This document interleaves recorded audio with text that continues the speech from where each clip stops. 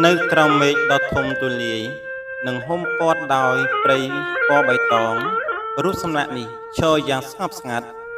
ដូចជាសាក្សីនៃប្រវត្តិសាស្ត្រនិងសេចក្តីស្រឡាញ់ដែលបានឆ្លងកាត់កាលពេលវេលា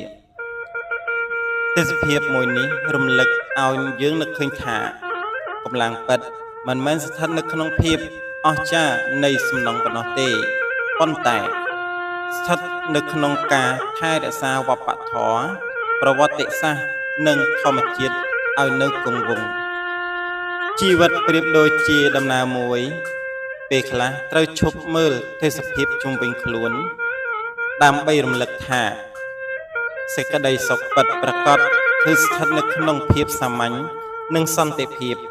សូមឲ្យទឹកដីខ្មែររបស់យើងនៅតែស្រស់ស្អាតនិងពោរពេញដោយមោទនភាពជារៀងរហូតមានកន្លែងខ្លះមិនចាំបាច់មានសម្លេងរំខានក៏អាចធ្វើឲ្យចិត្តយើងស្ងប់បាន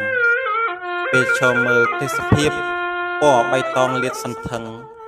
ដង្ហើមខ្យល់បក់កាត់ស្លឹកឈើនិងរូបសំណាក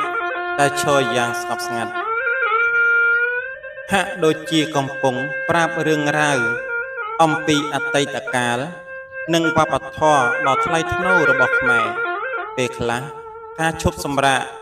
មួយផ្លែតដើម្បីសម្លឹងមើលធម្មជាតិ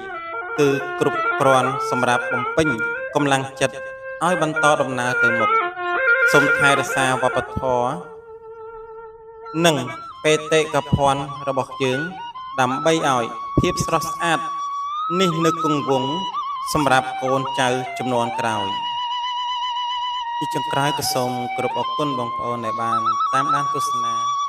រាល់ការផុសរបស់យើងខ្ញុំសូមអរគុណសូមគោរពជម្រាបលា